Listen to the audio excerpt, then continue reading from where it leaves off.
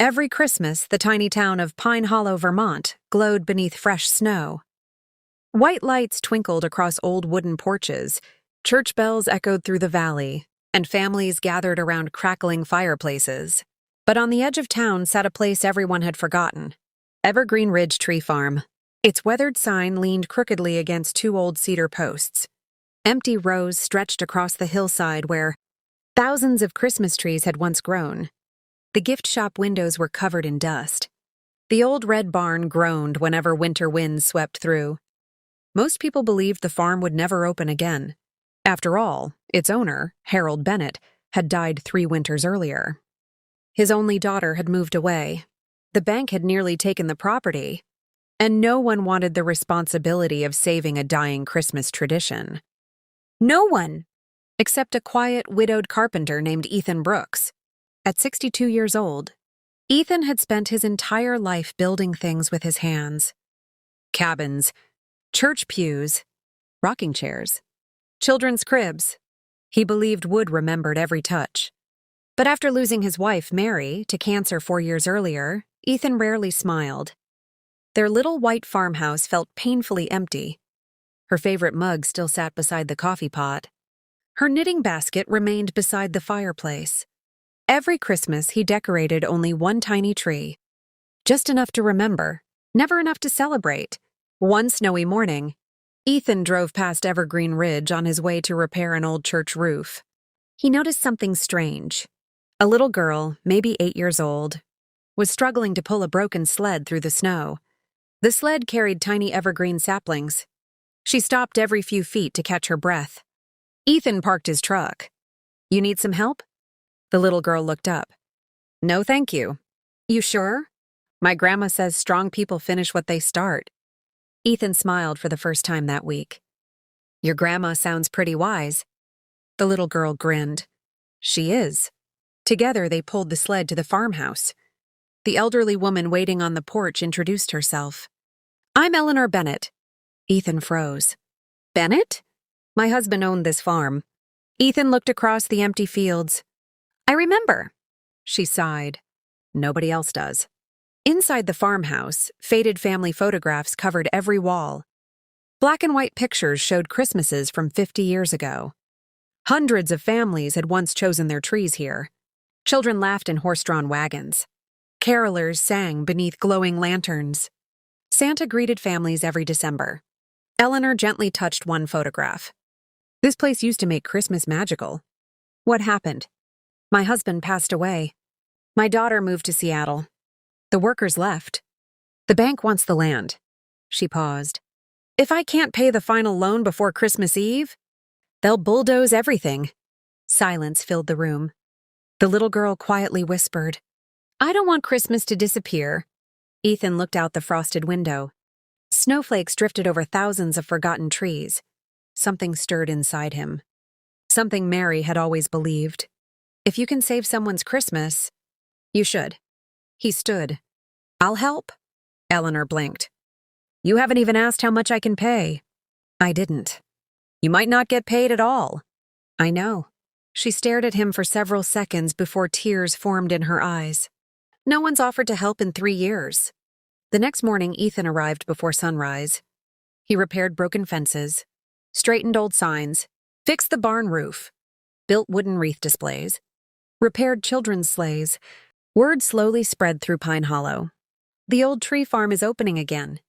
People laughed. "It'll never work." Others shook their heads. Too late. But Ethan never answered. He simply kept building. 3 days later, volunteers began arriving. A retired teacher baked cookies. High school students hung lights. The local choir offered to sing every weekend. Someone donated hot chocolate. Someone else repaired the old tractor. For the first time in years, Evergreen Ridge looked alive. Then, exactly 2 weeks before Christmas, a sleek black SUV rolled slowly into the snowy driveway. Out stepped an elegantly dressed man wearing a long wool coat. He wasn't from Pine Hollow. His polished shoes sank awkwardly into the snow. He carried only one thing: an old envelope, yellow with age. Across the front, written in faded blue ink, were 7 words. "To the man who saves this Christmas farm." Ethan frowned. "Who are you?" The stranger smiled sadly. "My name is Daniel Harper. I've spent 25 years trying to find you." He handed Ethan the envelope. "You've never met my father, but before he died, he made me promise to deliver this letter to the person who would save Evergreen Ridge."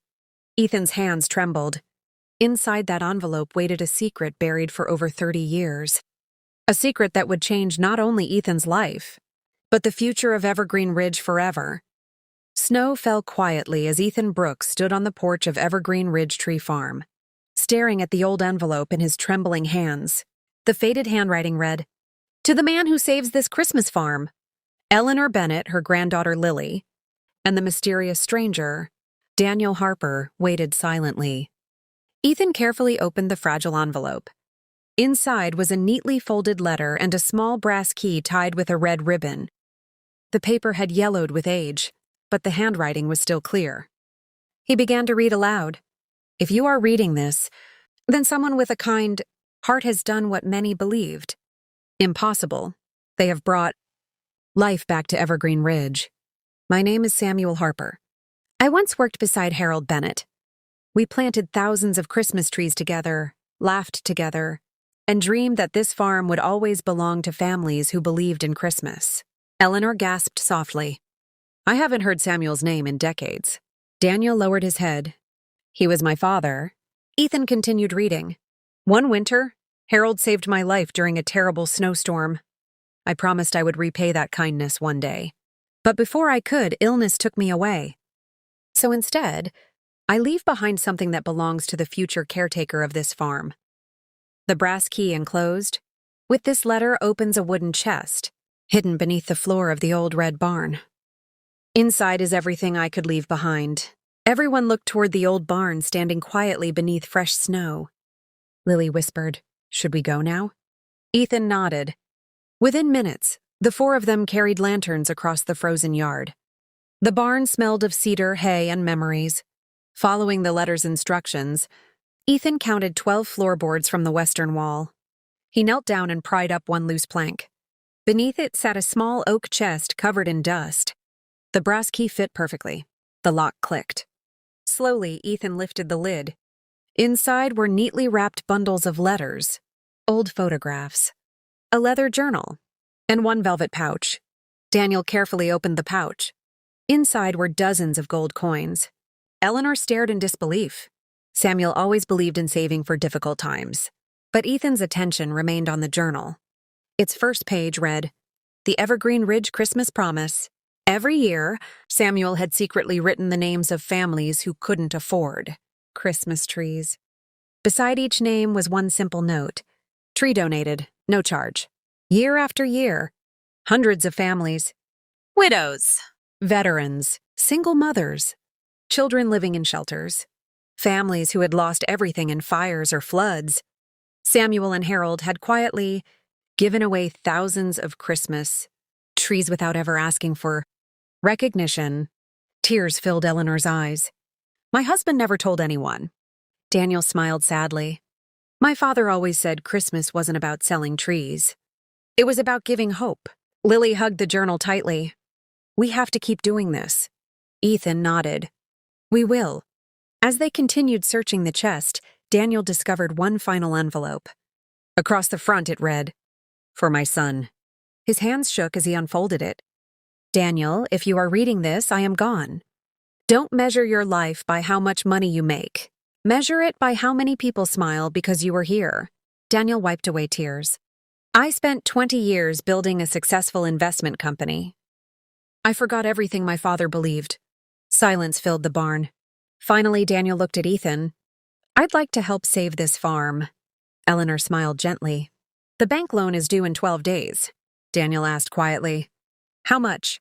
She hesitated. $280,000. Daniel looked down. "I could pay that today." Everyone stared at him.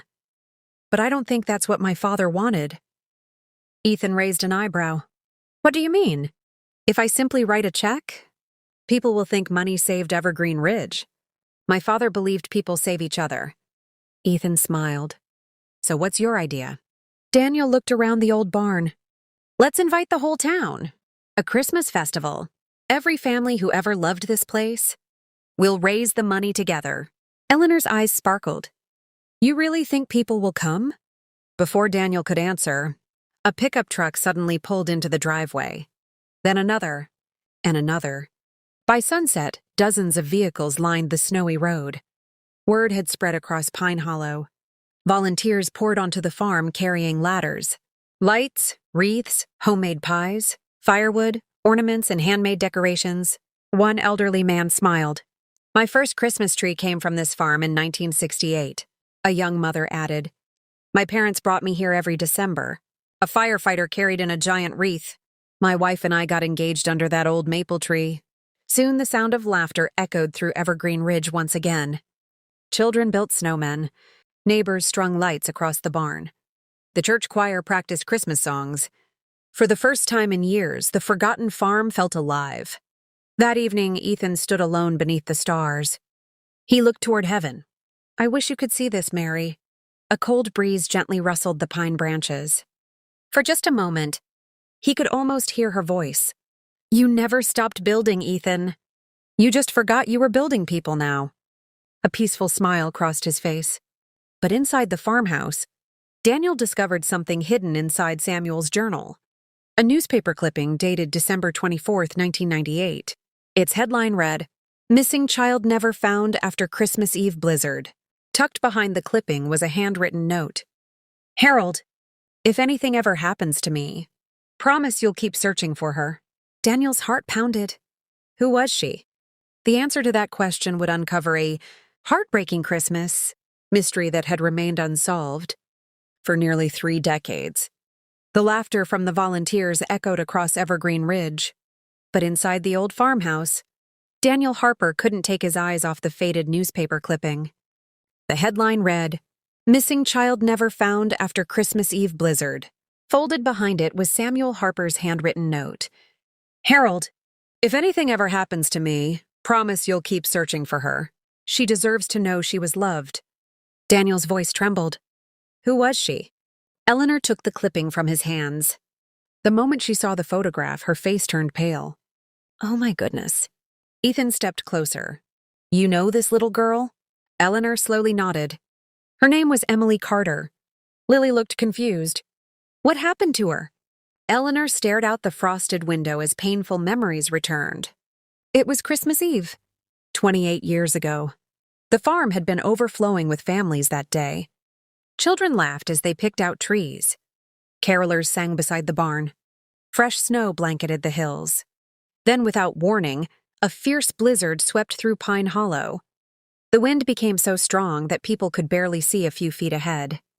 Amid the chaos, 7-year-old Emily became separated from her parents. Everyone searched. Neighbors, police officers, firefighters, Harold Bennett, Samuel Harper, even Ethan Brooks, who was a young carpenter then, joined the search through the freezing woods. For 3 days, they searched every trail, every creek, every abandoned cabin, but Emily was never found. Her parents eventually moved away, carrying a grief that never healed. The town slowly stopped talking about it. But Harold never gave up hope. Every Christmas Eve, he left a lantern burning in the barn window, just in case she found her way home. Silence filled the room. Lily wiped away tears. So Grandpa waited for her every year? Eleanor nodded, until the day he died. Daniel carefully turned another page in Samuel's journal. There were dozens of entries about Emily. December 25th, 1998. No sign of her today. Harold refuses to stop searching. December 25th, 1999. Another Christmas. Another empty chair. December 25th, 2005. Harold still lights the lantern. Daniel looked at Ethan. My father never stopped writing about her. Ethan's chest tightened. I remember helping search those woods. I always wondered if we missed something. Just then, Lily noticed something tucked into the back cover of the journal. A map! She carefully unfolded the brittle paper. It showed Evergreen Ridge and the surrounding forest. Near the northern edge, a tiny red circle had been drawn. Beside it, Samuel had written only 4 words. Check the old chapel. Ethan frowned. The chapel? Eleanor gasped. I haven't thought about that place in years. Deep in the forest stood a tiny wooden chapel built nearly a century earlier by lumber workers. After a storm damaged it years ago, everyone abandoned it. The roof had partially collapsed. Most people had forgotten it even existed. Daniel looked at Ethan. "We have to go." The next morning, fresh snow crunched beneath their boots as Ethan, Daniel, Eleanor, Lily, and Sheriff Tom Reynolds hiked through the quiet forest. The old chapel finally appeared between towering pines. Its weathered cross leaned slightly to one side. The front door barely hung on its hinges. Inside, everything was covered in dust. Broken pews, cracked stained glass windows, an old stone fireplace. Lily suddenly pointed toward the fireplace. "Look!" Carved into the wooden mantel were tiny initials. E.C. Eleanor covered her mouth. "Emily Carter." Sheriff Reynolds slowly examined the room. "It looks like someone stayed here." Ethan noticed something else. A small rusted tin box hidden beneath loose floorboards. Inside were treasures only a child would keep. A tiny stuffed rabbit, a faded Christmas ribbon, a silver snowflake necklace, and one folded piece of paper. The handwriting was shaky, clearly written by a frightened child. "My name is Emily. If someone finds this, please tell Mommy and Daddy I tried to come home. I got lost. I'm not scared because Grandpa at the tree farm said, 'God always knows where children are.' I hope Santa can find me." Lily burst into tears. Even Sheriff Reynolds couldn't hide his emotions. But Ethan looked around the chapel carefully. Something didn't make sense. If Emily stayed here, why wasn't she found? Sheriff Reynolds noticed strange marks on the wooden floor. "They're too straight to be animal tracks." Daniel walked outside. Behind the chapel, hidden beneath thick vines, stood an old dirt road almost completely swallowed by the forest. "It looks like vehicles used this road years ago." Ethan's heart raced. If someone found Emily first, then she may never have been lost. Everyone stared at him. Sheriff Reynolds immediately called the county archives. An hour later, he received an answer that changed everything. There was an old children's shelter about 5 miles from here. It closed unexpectedly in 1999. But there are almost no surviving records, Daniel whispered. "Are you saying someone may have taken Emily there?" The sheriff nodded slowly. "It's possible." Eleanor looked at the tiny note one last time. "For 28 years? We believed she died." Ethan folded the note carefully and slipped it into his coat pocket. "No, I think she's still out there. Far away in another state." A successful woman in her mid-30s was preparing to board a flight to Vermont. She had no memory of Pine Hollow, no memory of Evergreen Ridge, no memory of the people who had spent 28 Christmases searching for her. The only thing she had carried her entire life was a silver snowflake necklace. One exactly like the missing necklace found inside the chapel. Fate was already bringing her home. The discovery inside the old chapel changed everything. For 28 years, the people of Pine Hollow had believed little. Emily Carter had died during the Christmas Eve blizzard. Now, Ethan Brooks couldn't shake the feeling that the story had never truly ended.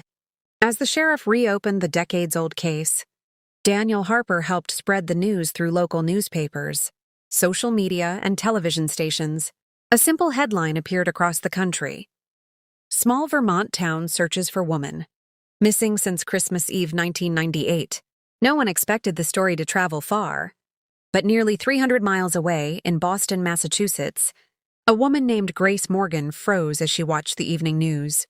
She was 35 years old, a respected pediatric nurse, kind-hearted, gentle, loved by every child she cared for. Yet there had always been one painful mystery in her life. She had no memories before the age of 8. She had been raised in foster care. After an elderly couple found her wandering, alone near an abandoned roadside shelter during the winter of 1999, no one knew who she was. No missing person report had ever matched. Eventually, the state gave her a new name. Grace Morgan. She built a good life. But every Christmas, she had the same dream. A red barn, snow-covered pine trees, a glowing lantern in a window, and someone calling softly, "Emily!" She always woke up crying without knowing why. That night, as the television displayed photographs of Evergreen Ridge Tree Farm, her heart raced. "I've seen that place." Her best friend Melissa looked at her in surprise. "What do you mean?" "I don't know, but it feels like home." Grace opened a small wooden jewelry box she had kept since childhood. Inside lay the only object found with her when she was discovered: a silver snowflake necklace. The exact same design Ethan had found inside the chapel. Grace whispered, "Who am I?" The next morning, Grace made a decision she couldn't explain. She booked the first flight to Vermont. Back in Pine Hollow, preparations for the Christmas festival continued. Volunteers filled the farm with lights, wreaths, handmade ornaments, and evergreen garlands. Children rehearsed Christmas songs. Local bakers prepared hundreds of pies and cookies. The forgotten tree farm was becoming magical once again. Still, Ethan couldn't stop thinking about Emily. He walked alone through the rows of Christmas trees as snowflakes drifted around him. He remembered searching those woods nearly 3 decades earlier. He remembered Harold Bennett refusing to quit. Most of all, he remembered Mary's words. "Hope isn't something you feel, Ethan. It's something you choose." Late that afternoon, a taxi stopped outside Evergreen Ridge. A woman stepped out carrying one small suitcase. She looked around slowly.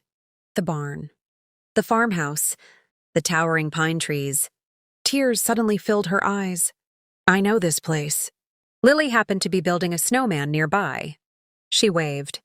"Hi." The woman smiled gently. "Hello." Eleanor walked onto the porch. The moment their eyes met, neither woman spoke.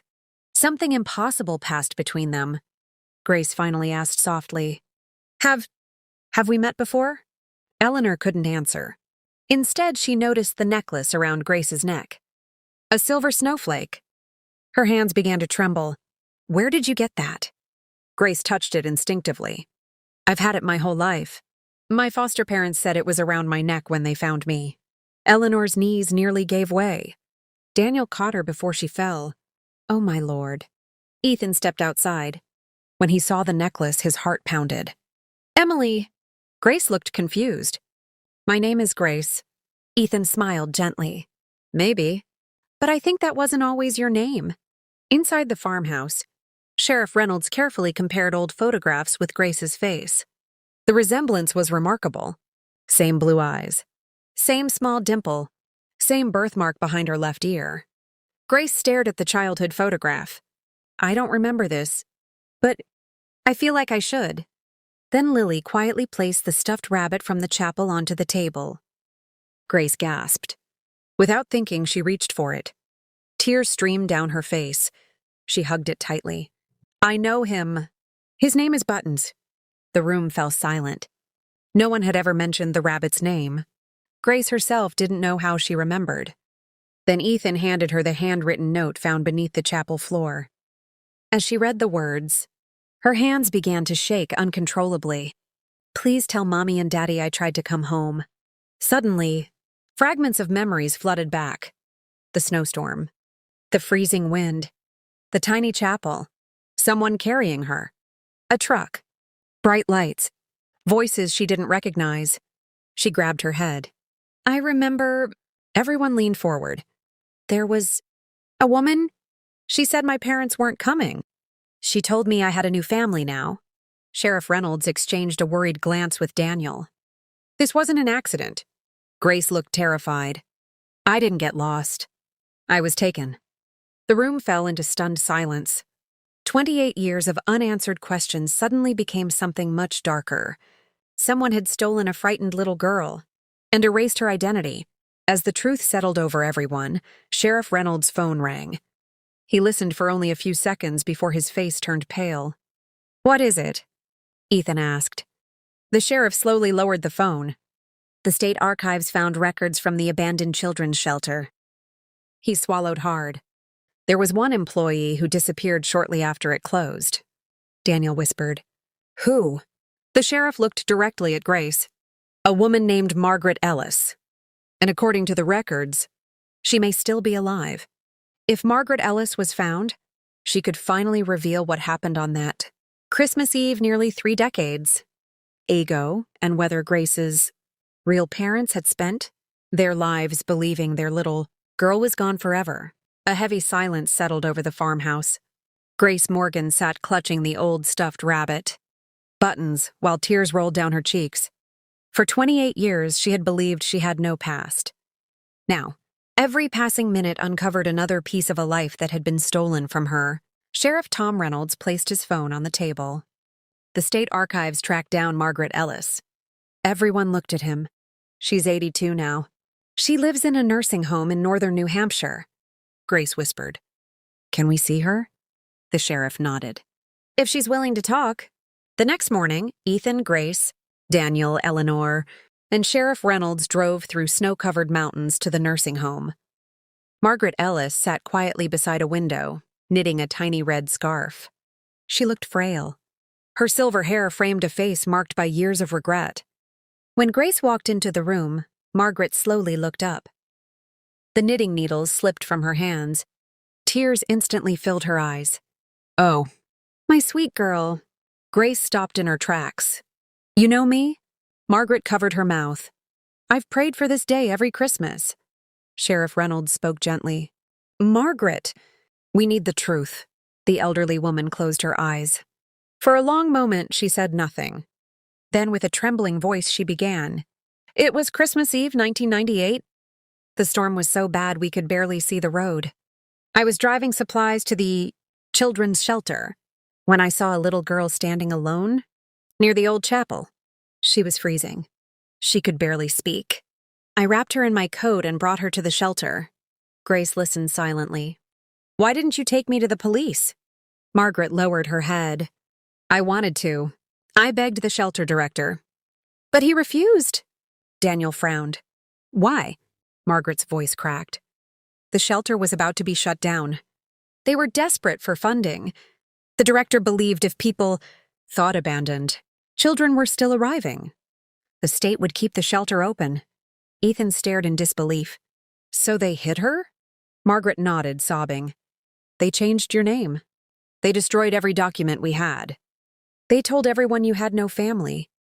Grace's tears fell faster. My parents searched for me. They never stopped. Margaret cried openly. I know. I tried to tell the truth, but I was threatened. They said I'd lose everything. When the shelter finally closed, I took copies of the records. I hoped someday someone would find you. She slowly reached beneath her wheelchair cushion and pulled out a small, weathered folder.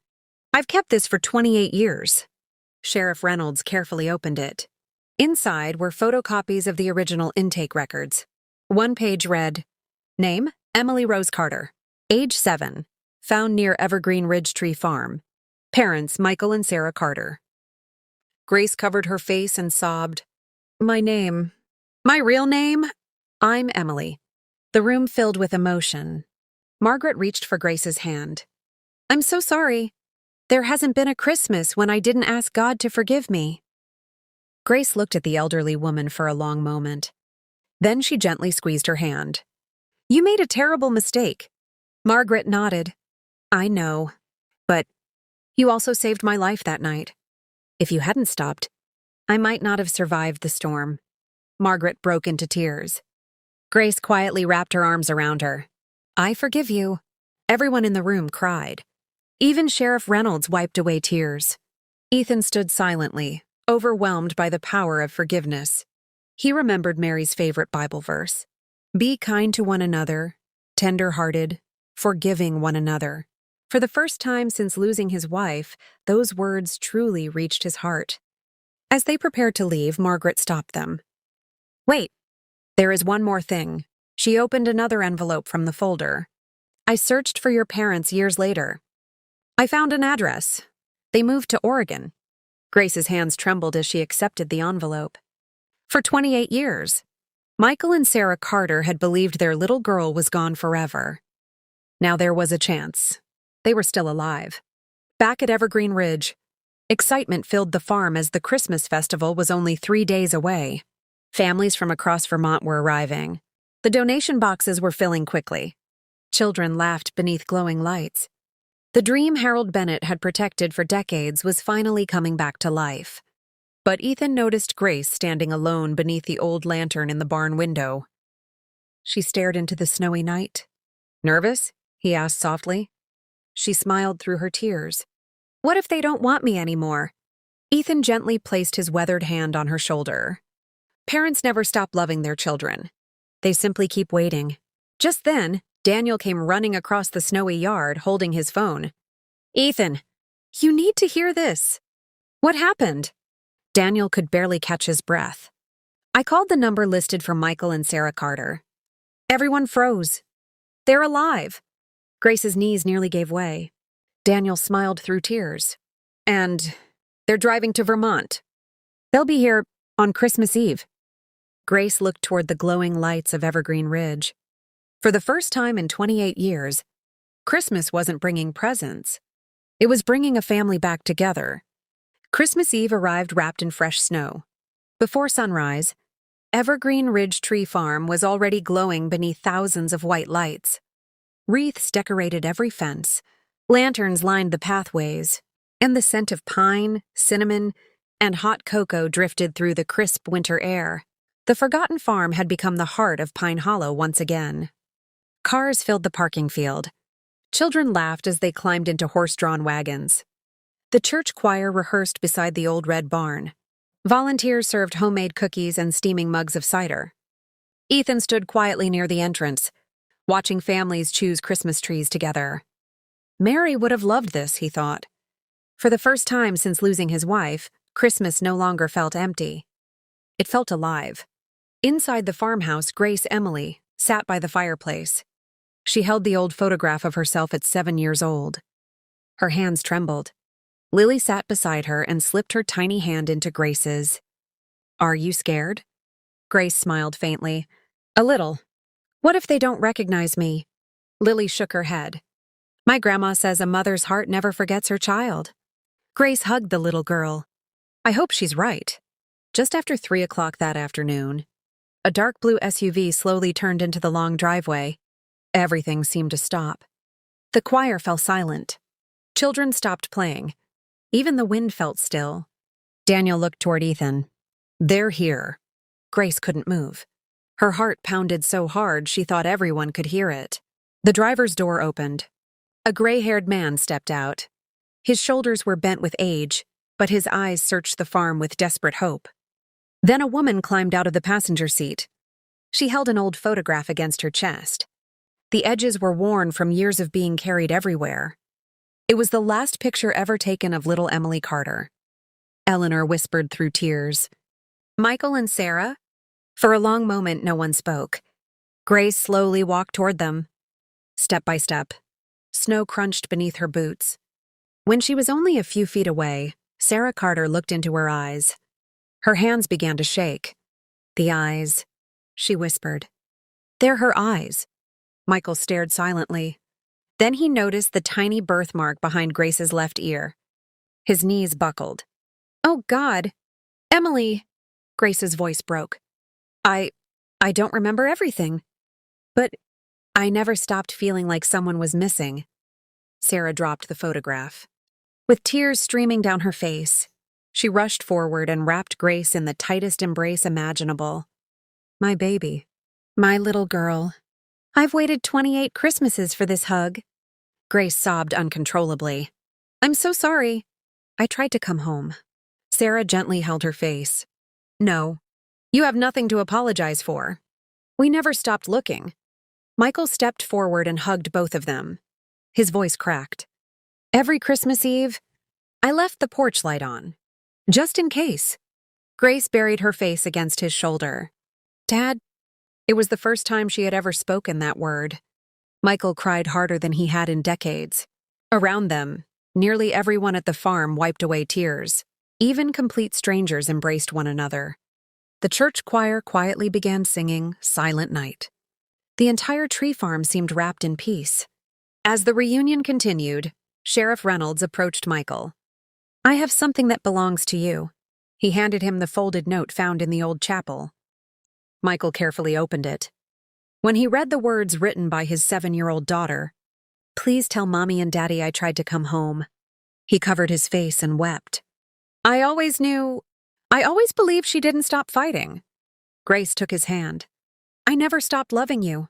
As evening fell, the Christmas festival reached its peak. Families gathered around the enormous town. Christmas tree in the center of Evergreen Ridge. Daniel stepped onto a small wooden stage. I have an announcement. The crowd grew quiet. My father, Samuel Harper, believed this farm belonged to every family who needed hope. He smiled at Eleanor. And today, I'd like to honor that dream. He held up an envelope. Using my father's savings, my own contribution, and every donation collected during this festival. He paused, unable to hide his smile. The loan on Evergreen Ridge Tree Farm has been paid in full. For a heartbeat, the crowd stood in stunned silence. Then cheers erupted. Applause echoed across the snowy valley. Eleanor covered her face with both hands. We're saved. Daniel turned toward Ethan. But there's one more surprise. He handed Ethan another envelope. Confused, Ethan opened it. Inside was the official deed to Evergreen Ridge. What is this? Daniel smiled warmly. My father wrote one final instruction. Give this farm to the person who saves its heart. Daniel looked Ethan in the eyes. That person is you. Ethan was speechless. I can't accept this. Eleanor gently took his hands. Yes, you can. You brought this place back to life. You reminded all of us what Christmas truly means. The crowd erupted into applause once again. Ethan looked toward the sky, tears filling his eyes. Mary, I hope you're watching. At that very moment, snow began falling softly once more, covering the farm in a blanket of white. It felt as if heaven itself was celebrating. But hidden among the papers inside the deed envelope was one final sealed letter. Across the front, in Harold Bennett's familiar handwriting, were the words, For Ethan Brooks, only after the farm is saved. Ethan slowly reached for the envelope. He had no idea that Harold's final message would change the course of his own life forever. Snow continued to fall gently over Evergreen Ridge as families gathered around bonfires, sipping hot cocoa and singing Christmas carols. For the first time in decades, the tree farm wasn't just surviving. It was overflowing with life. Children raced through the rows of evergreens. Parents laughed together. The old red barn glowed beneath thousands of tiny white lights. Yet Ethan Brooks stood quietly near the lantern. Harold Bennett had faithfully lit every Christmas Eve. In his hands was the final unopened envelope. Across the front, Harold's familiar handwriting read, For Ethan Brooks, only after the farm is saved. His heart pounded as he slowly broke the seal. Inside was a handwritten letter in a small leather pouch. Taking a deep breath, Ethan began to read. Dear Ethan, if this letter has reached you, then I know two things. First, Evergreen Ridge is alive again. Second, you're the one who refused to let it die. I always admired your hands, not because they could build beautiful things, but because they were always willing to help someone without expecting anything in return. Ethan's eyes filled with tears. Harold continued, After Mary passed away, I saw something disappear from your eyes. You kept building houses, barns, and furniture, but you stopped building dreams. I prayed that one day Christmas would remind you who you really are. Ethan looked toward the sky, remembering the countless nights he had questioned whether life still had a purpose after losing Mary. Harold's words seemed to answer every doubt. Inside the leather pouch is the first Christmas ornament ever placed on the tree at Evergreen Ridge. Mary helped my wife paint it when she was only 16 years old. She told us someday it should hang where hope begins again. With trembling hands, Ethan opened the pouch. Inside lay a simple wooden star, hand-painted in gold decades earlier. On the back, in Mary's neat handwriting, were 4 words. Love is always home. A tear slipped down Ethan's cheek. I remember this, he whispered. She spent hours painting it. Eleanor smiled through her tears. She said no Christmas tree was complete without a star made with love. Lily gently hugged Ethan. I think Mary knew you'd come back here someday. Later that evening, the townspeople gathered for the official lighting of the giant Christmas tree. Pastor David stepped onto the stage. Before we light the tree, I'd like to recognize one man. He looked toward Ethan. Some heroes wear uniforms, some wear suits, and some simply carry a toolbox. The crowd laughed softly. This Christmas, one carpenter reminded us that broken things and broken hearts can be rebuilt. Everyone rose to their feet in a standing ovation. Ethan shook his head, embarrassed. I didn't do this alone. He looked across the crowd. Eleanor never gave up. Daniel honored his father's promise. Lily reminded us to believe. Grace found the courage to come home. And every one of you chose kindness. This farm wasn't saved by one person. It was saved by a community. Thunderous applause echoed through the valley. As the celebration continued, Grace approached Ethan. She handed him a small wrapped package. I made this for you. Inside was a beautifully carved wooden picture frame. It held 2 photographs side by side.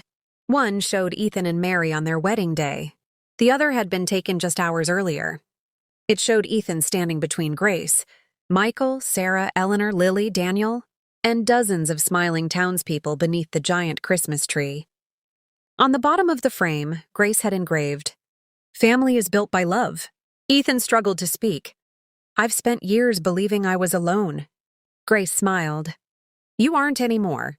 You gave me my family back. Now let us be part of yours." For the first time since Mary passed away, Ethan truly felt the emptiness inside his heart beginning to heal.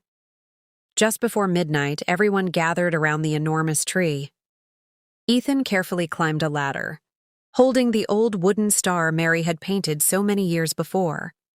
The entire crowd counted together. 3, 2, 1. He placed the star at the very top. At that exact moment, thousands of white lights burst to life. The entire farm shimmered like a winter dream. Children cheered. Church bells rang in the distance. Snowflakes sparkled in the golden light. Then something remarkable happened. A single envelope slipped from behind the star and floated gently to the ground. Ethan picked it up in surprise. It had been hidden inside the star for decades. On the front, in Mary's handwriting, were the words, "Open only when your heart believes in Christmas again." Ethan's hands trembled. He slowly unfolded the letter. The first line brought tears to his eyes. "My dearest Ethan." Before he could read another word, the church clock struck midnight. Christmas Day had begun, and Mary's final message was about to reveal the greatest gift she had ever left behind. The church bells echoed across Pine Hollow as Christmas morning dawned. Fresh snow covered Evergreen Ridge Tree Farm like a blanket of diamonds. The giant Christmas tree stood proudly in the center of the farm, crowned with the wooden star Mary had painted nearly 50 years earlier. Families gathered quietly around Ethan Brooks.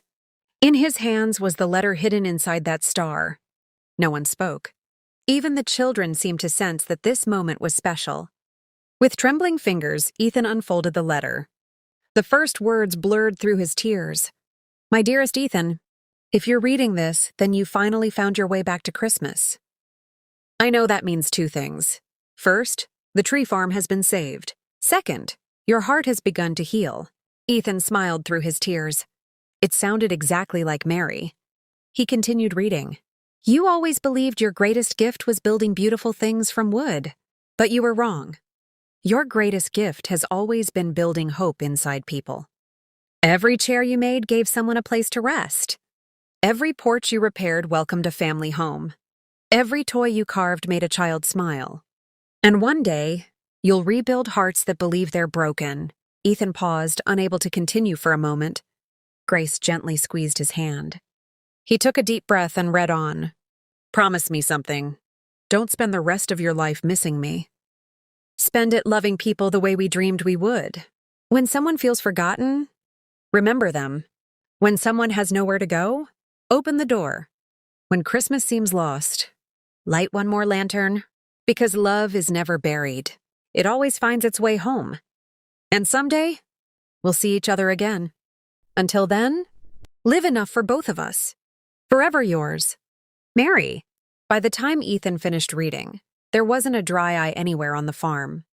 He pressed the letter gently against his heart and looked toward the bright winter sky. "Thank you," he whispered. "I finally understand." Later that morning, the Christmas festival came to its joyful conclusion.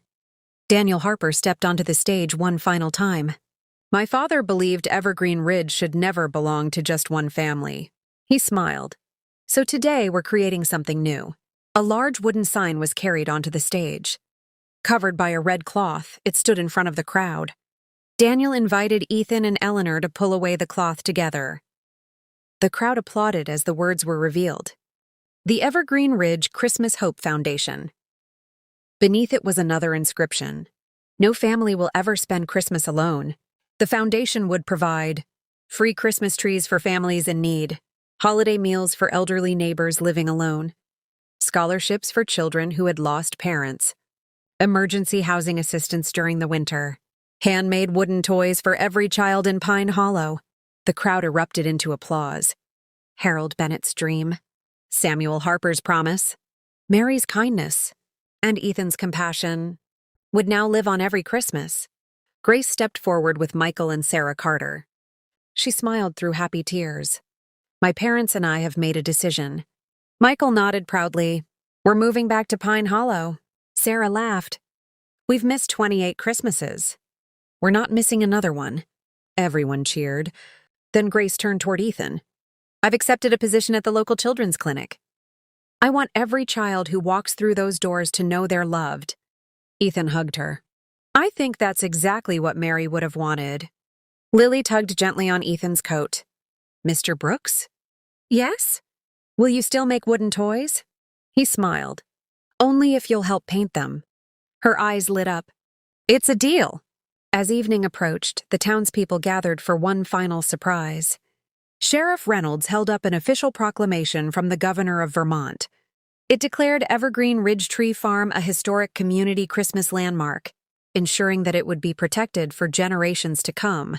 The farm would never again face demolition. Cheers echoed through the valley. That night, after everyone had gone home, Ethan walked alone through the rows of evergreen trees. The lantern in the old barn window still burned brightly, just as Harold had done every Christmas Eve. Just as Mary had asked. He hung the wooden star back at the top of the great tree and smiled. I'll keep the light on. A gentle breeze stirred the branches. Somewhere in the distance, church bells rang once more. For just a moment, Ethan could almost hear Mary's laughter carried on the wind. He wasn't lonely anymore, because he had discovered something Christmas had been trying to teach him all along. A family isn't only the people you're born with. It's the people who choose to stand beside you when life is hardest. Love doesn't disappear when someone is gone. It lives on in every act of kindness, every open door, every forgiving heart, every light left burning for someone still trying to find their way home. And every Christmas after that, people traveled from across America to visit Evergreen Ridge Tree Farm. Not just to buy a Christmas tree, but to remember that miracles are often built by ordinary people who choose compassion over comfort, hope over fear, and love over loss. And at the entrance to the farm, a simple wooden sign welcomed every visitor. Love is always home. The end. Thank you for reading this journey with us. If this story touched your heart, please don't forget to like this video, comment and tell us your favorite moment from the story.